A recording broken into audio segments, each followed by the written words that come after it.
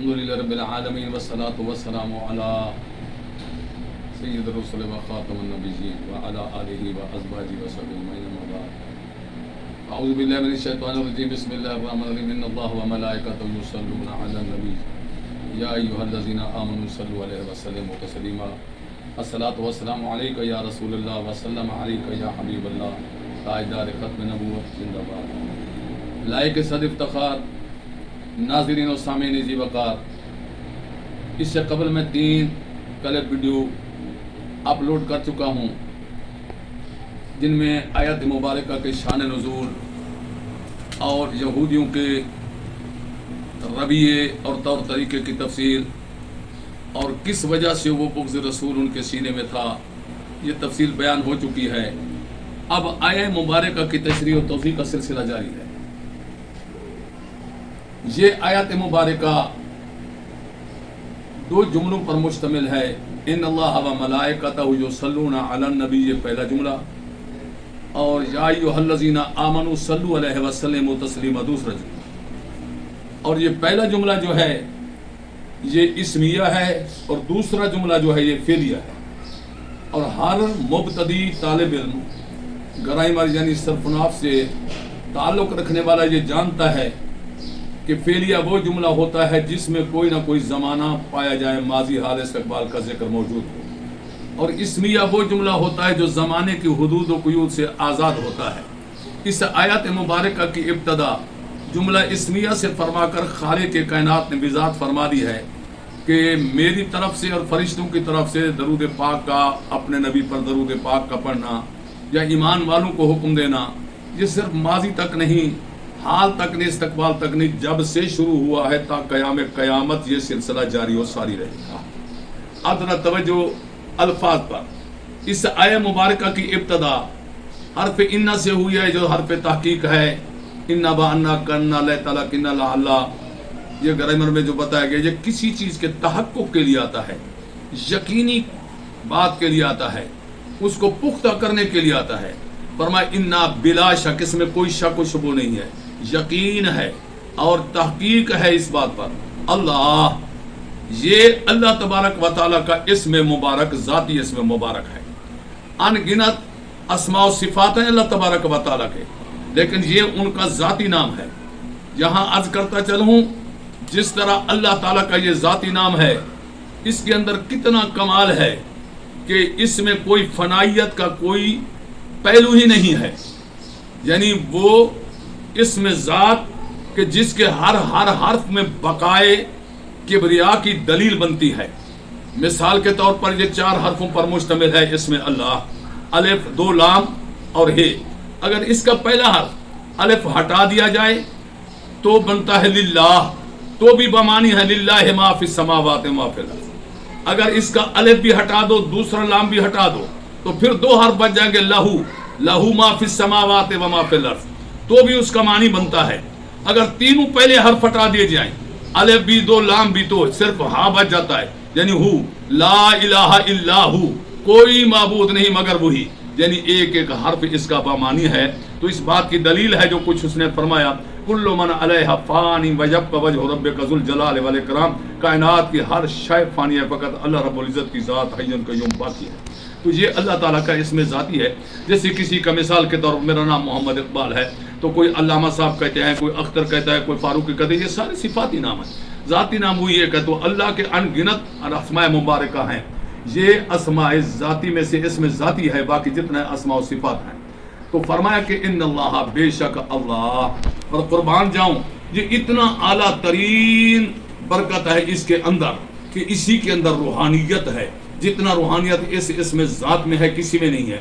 یہی وجہ ہے کہ ذکر اللہ کے اولیاء کرام اپنے جناب اللہ خادمین اور مریدین کو اسم ذات کی جب بھی مطلب ہے کہ وہ مشق کراتے ہیں، خواہ وہ ذکر جلی کے ذریعے سے ہوں اور یا جناب والا ذکر خفی کے طریقے پر ہوں، اسم ذات سے ہی مطلب مدارج بنتے ہیں، اسم ذات سے ہی روحانیت مضبوط ہوتی ہے، اس میں ذات کے ذکر سے ہی جناب قلب روشن اور منور ہوتا ہے، اس میں ذات سے ہی فراست اور بصیرت آتی ہے۔ تو آگے ہے وَمَلَائِکَتُ، بے شک اللہ اور اس کے ملائکہ۔ ملائکہ ملک کی جمع ہے، ملک کہتے ہیں فرشتے کو۔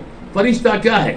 فرشتے وہ ہیں کہ جس طرح انسان خاک سے بنایا گیا، جنات کو آتش سے آگ سے بنایا گیا، اور یہ نورانیون، یہ نور سے بنائے گئے ہیں، خلق من نور، یعنی اللہ نے انہیں نوری مخلوق بنا، نور سے پیدا کیا. یا تشکل بانواع مختلفات، ان کو مختلف شکلوں میں نور سے پیدا کیا. کوئی کسی صورت میں، کوئی کسی صورت میں. اگر اس تفصیل میں جائے تو بہت تفصیل بڑھ جائے گی. مختلف صورتوں میں ان کو بنایا گیا ہے، یہ مختلف صورت میں ہے. اور یہ بھی عرض کروں، یہ اللہ کی مخصوص مخلوق ہے جنہیں اللہ تعالیٰ نے پیدا فرمایا ہے. لا یذکر ولا یؤنث ولا مخنث، یہ نہ تو مذکر ہیں، نہ مؤنث ہیں، اور نہ مخنث ہیں. یعنی یہ نر و مادہ ان چیزوں سے پاک ہیں. صرف یہ ہے کہ جناب ان کا کام یہ ہے، نحن نسبح بحمدک و نقدس لک، اللہ ہم تو آپ کی تسبیح و تقدیس کرتے ہیں ہر وقت. اور اس تسبیح و تقدیس کو اللہ تعالیٰ نے جناب والا اس کے لیے پیدا کیا ہے. اب یہاں بھی ایک بات اختلاف کی چلتی ہے کہ قرآن میں تو ہے فرشتے کہتے ہیں نحن نسبح بحمدک و نقدس لک، اے اللہ ہم تیری تسبیح کرتے ہیں، تیری تقدیس اور پاکیزگی بیان کرتے ہیں. اور ادھر جو یصلون علی النبی، نبی کی ذات پر درود پڑھتے ہیں. تو دو میں سے ایک کام کرتے ہیں. اللہ تعالیٰ نے اس کی بھی وضاحت فرما دی. وَرَفَعْنَا لَكَ ذِكْرَكَ کی تفسیر میں بیان کرتے ہیں کہ اللہ فرماتا محبوب ہم نے ازل سے تمہارا ذکر بلند کر دیا ہے. کیسے کر دیا ہے؟ اذا ذکرت ذکرت معی یا رسول اللہ، میرے محبوب جہاں میری توحید کا ذکر ہوگا، تیری نبوت کا ذکر ہوگا، جہاں میری وحدانیت کا ذکر ہوگا، تیری رسالت کا ذکر ہوگا، جہاں میری قدرت کو ذکر ہوگا، تیری رحمت کا ذکر ہوگا، جہاں خدا کا ذکر ہوگا وہاں مصطفیٰ کا ذکر ہوگا. لیکن پھر فرمایا محبوب یہ تیرے میرے والی بات ہی نہیں ہے، تو محبوب ہے میں محب ہوں. اب معاملہ ہی کچھ اس طرح کرتے ہیں، اے جعلت ذکر کا ذکری، اے میرا محبوب میں نے آج سے تیرے ذکر کو اپنا ذکر بنا دیا ہے. اگر وہ ساری زندگی ذکر تیرا کرتا رہے گا میں کہوں گا کہ فرج کو لکھو یہ میرا ذکر کر رہا ہے. گویا کہ جو درود و سلام کا پڑھنا ہے فرشتوں کا وہ پڑھ محمد پر درود رہے، لیکن اللہ فرماتا ہے وہ میری تسبیح اور تقدیس کر رہے ہیں. ملائکتہ جناب والا. اور کیا کرتے ہیں اللہ اور اللہ کے تمام فرشتے، اللہ نے انہیں مختلف امور کے لیے بنایا ہے اور مختلف کام سونپے ہوئے ہیں ہر فرشتوں کو جناب والا. کوئی جناب والا کے حاملان عرش ہیں، کوئی جناب سیاحین فی الارض، زمین میں سیر کرتے ہیں اور ساری رپورٹیں اعمال مخلوق کی اللہ تعالیٰ کی بارگاہ میں پہنچاتے ہیں. کوئی کرامن کاتبین یا کندھوں پہ بچھا رکھے ہیں، کوئی نیکیاں لکھتا ہے، کوئی گناہ لکھتا ہے. تو یہ سارے کے سارے المدبرات و امر کی تشریح میں بھی آتا ہے مختلف امور پر اللہ تبارک و تعالیٰ نے اپنے اپنے، کسی کو بارش کے برسانے کے لیے، کسی کو بادل کے چلانے کے لیے، کسی کو ہواؤں کے لیے بھیج دیا ہے، کسی کو جناب والا کہیں کام کے لیے، کسی کام کے لیے. اللہ کی ان گنت مخلوق ہے کہ جس کی تعداد کو یہ وہ لشکر ہے اللہ کے سوا کوئی اور نہیں جان سکتا. تو یہ اللہ اور اللہ بلا شک اللہ اور اس کے فرشتے جو سلونا دلات پڑھتے ہیں، صلات پڑھتے ہیں. صلات کا معنی کیا ہے؟ صلات کا معنی یہی ہے، پہلے عرض کر چکا ہوں، صلات کے معنی ہے کہ جناب والا سب سے پہلا معنی نماز ہے، لیکن جناب دوسرا معنی رحمت ہے، تیسرا معنی دعا ہے اور چوتھا معنی درود ہے. یہاں پر یہ تو ہو نہیں سکتا کہ اللہ اور اللہ کے فرشتے نماز پڑھ دو، اللہ تو نماز سے پاک ہے. اور یہ بھی نہیں ہو سکتا کہ اللہ دعا مانگتا ہے، نہیں، یہ بھی غلط ہے. تو رحمت تو نازل فرماتا ہے، رحمت نازل فرمانا تو اللہ کا کام ہے، تو اس میں بھی فرشتے. لیکن بات یہ ہے کہ اس کا وہاں پر جو مناسب معنی کیا ہے نا مفسرین نے، وہ یہ ہے کہ سرکار کی ذات پر درود پڑھتے ہیں اللہ اور اللہ کے فرشتے درود پڑھتے ہیں نبی معظم کی ذات میں. اب فرق یہ ہے کہ صلات تو ہے، یہ مضارع کا صیغہ ہے، اللہ بھی صلات پڑھتا ہے اور فرشتے بھی صلات پڑھتے ہیں، لیکن فرق ہے صلات پڑھنے میں. اللہ کی صلات اور ہے اور فرشتوں کی صلات کا پڑھنا اور ہے. اللہ کی صلات پڑھنے کا مقصد کیا ہے کہ اللہ کی سب سے پہلی بات تو یہ ہے کہ یعنی درود پڑھنا، کہ اس کا معنی ہے صلات کے معنی درود پڑھنا. درود کا کیا معنی ہے؟ اللہم صلی علی سیدنا محمد، یعنی کہ اللہ اپنے محبوب کی ذات پر درود بھیجتا ہے. تو درود کا معنی کیا ہوا؟ تو لکھتے ہیں کہ اللہم عظم علی سیدنا محمد، اللہ تعالیٰ اپنے پیارے حبیب صلی اللہ علیہ وآلہ وسلم کی عظمت کو بلند فرماتا ہے، عظمت کو بلند فرما رہا ہے قیامت تک جناب اللہ، اور فرماتا رہے گا. اور اس کے علاوہ دوسرا معنی یہ کیا ہے؟ اللہم تبجہ بتاج جناب والا بتاج العزت والرضا والکرامت، کہ درود بھیجنے کا مقصد یہ، اس کا مفہوم یہ ہے اے اللہ اپنے نبی پاک صلی اللہ علیہ وسلم کی ذات ببرکات پر سبحان اللہ ان کو عزت کا تاج جناب والا ان کے سر پہ سجا دے، اور رضا کا تاج ان کے سر پر سجا دے، اور اے اللہ کہ ان کے سر پر جناب والا تاج رضا کو بھی سجا دے، اور اس کے ساتھ ساتھ جناب الکرامت ان ان کو عزت و عظمت کا تاج بھی عطا فرما. اور حضور علیہ الصلوۃ والسلام کو یہ سارے تاج اللہ تبارک و تعالیٰ نے جناب والا عطا فرما دیے ہیں. اللہ تعالیٰ نے عطا فرما دیے ہیں کہ اللہم تبجہ بتاج العزت، عزت کائنات میں فللہ العزت والرسول. اگر عزت ہے تو مصطفیٰ کے صدقے میں ہے، یا خدا کے دروازے پہ ملتی ہے یا مصطفیٰ کے دروازے سے ملتی ہے. کائنات کے جو بھی عزت والا بنا ہے تو اسی در سے بنا ہے، ان کے صدقے سے بنا ہے. اس لیے اللہ نے وہ عزت کا تاج پہنا. اور والرضا، رضا کا تاج. رضا کا تاج کیسے بنایا کہ کائنات ساری جو ہے کہ حدیث قدسی کلہم یطلبون رضائی وانا اطلب رضاک یا محمد. اے میرے محبوب ساری کائنات وہی کرتی ہے، عرش والے، فرش والے، حور و غلمان، ملائکہ، جن انسان، پوری کائنات وہی کرتی ہے جو میں چاہتا ہوں، میری رضا ہوتی ہے. میں وہی کرتا ہوں جو تیری رضا ہوتی ہے. کہ خدا کی رضا چاہتے ہیں دو عالم، خدا چاہتا ہے رضا محمد. تو رضا کا تاج صرف یہ نہیں کہ دنیا کے اندر، دنیا میں بھی بتایا والا سوف یعطیک ربک فترضی، جہاں بھی جناب والا رضا کا تاج عطا فرمایا. فلنولینک قبلۃ ترضاها فرما کر یہاں بھی رضا کا تاج عطا فرمایا. اور روز معاشر بھی اللہ تبارک و تعالی محبوب کو تاج رضا عطا فرمائے گا کہ محبوب تیری اگر مرضی یہی ہے تو آؤ تیرے سر پہ تاج رضا رکھتا ہوں، جسے تو چاہے، جسے تیری مرضی چاہے اس کے لیے تو شفاعت کرتا جا، میں بخشتا جاؤں گا. اور جناب والا بل کرامت، اور عزت کا الکرامت کیا ہے؟ میرے محبوب صلی اللہ علیہ وسلم فرماتے ہیں کہ جناب والا قیامت کے روز جناب مفتاح الکرامت عندی، کرامت یعنی بزرگی، شان و شوکت کی چابیاں سب میرے ہاتھ میں ہوں گی. اللہ تبارک و تعالیٰ میرے ہاتھ میں جناب عطا فرمائے گا. تو یہ تھا کہ لفظ اس کا مفہوم مطلب ہے درود پاک کا مفہوم. اب یہی صلاۃ اگر اللہ تعالیٰ کی طرف سے منسوب ہو تو اس کا کیا مطلب ہے، اور اگر یہی صلاۃ فرشتوں کی طرف منسوب ہو تو اس کا کیا مطلب ہے. اللہ کی طرف سے اگر یہ صلاۃ منسوب ہو تو اس کا معنی علامہ جناب والا بغدادی رحمۃ اللہ علیہ، محمود آلوسی رحمۃ اللہ علیہ واضح طور پر فرماتے ہیں کہ اس کا معنی صرف اور صرف یہ ہے کہ تعظیم ہو ایاہ فی دنیا، کہ اگر اس کا اللہ تبارک و تعالیٰ کی طرف منسوب ہو تو اس کا معنی یہ ہے کہ اللہ دنیا میں خاص کر مصطفیٰ کی تعظیم کا جناب والا اظہار فرماتا ہے. اور اس کے ساتھ ہی فرمایا وہ اظہار دین ہی، اور آپ کے دین کو تمام دینوں پر غالب فرما کر، اور اس کے بعد ابقاء العمل بشریعت ہی، آپ کی شریعت کے اعمال کو قیامت تک کے لیے باقی رکھ کر، اور فی الآخرت بتشفیع ہی فی امت ہی، اور آخرت میں آپ کو اپنی امت کی شفاعت کی اجازت عطا فرما کر، و ازال اجر ہی و مصوبت ہی،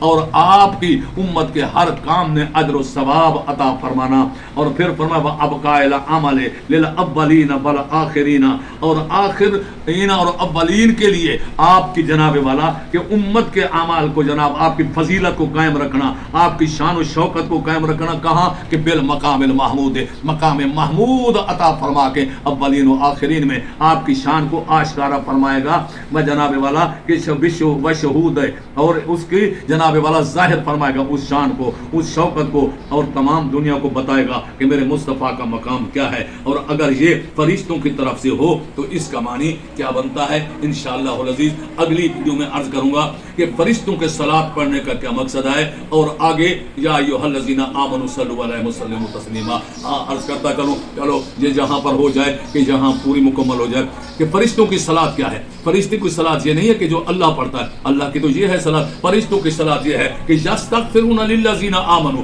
وہ مصطفیٰ کی امت کے لیے، صاحب ایمان لوگوں کے لیے بخشش کی دعا مانگتے ہیں.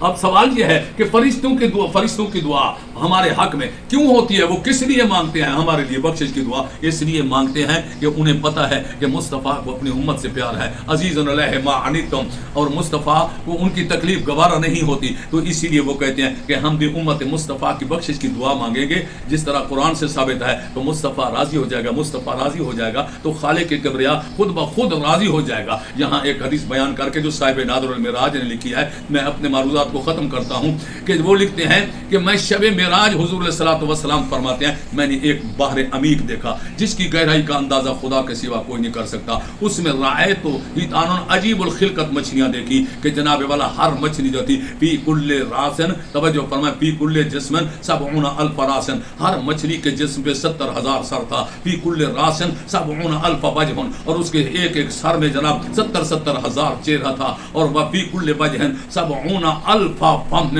اور ان کے 70 ایک ایک چہرے پہ 70 ہزار یہ جناب والا یہ منہ تھا, اور وفی کل فم 70 الفا لسان, اور ان کے منہ میں 70 ہزار زبان تھی, اور جب بھی وہ غوطہ لگا کر کرتے تھے اللہ کی توحید مصطفیٰ کی ذات پر جناب درود اور یہ پڑھتے تھے, اللہ کے محبوب کی امت کی بخشش کے لیے دعا مانگا کرتے تھے. تو یہ یستغفرون للذین آمنوا یہ فرشتوں کا درود پاک ہے. انشاءاللہ اگلی ویڈیو میں یا ایھا الذین آمنوا صلوا علیہ وسلموا تسلیما کی پوری تشریح کرتے ہیں. اللہ امید کرتا ہوں کہ آپ کو یہ ویڈیو پسند آئی ہوگی. آگے لائک کریں اور عند اللہ ماجور ہوں. اس لیے میں تھوڑی تھوڑی کر رہا ہوں تاکہ آپ کے دماغ میں سمجھ آ جائے, بوجھل بھی نہ ہو آپ کا ذہن, اور آپ کو یہ پوری ویڈیو بھی سمجھ آ جائے. وما علینا البلاغ.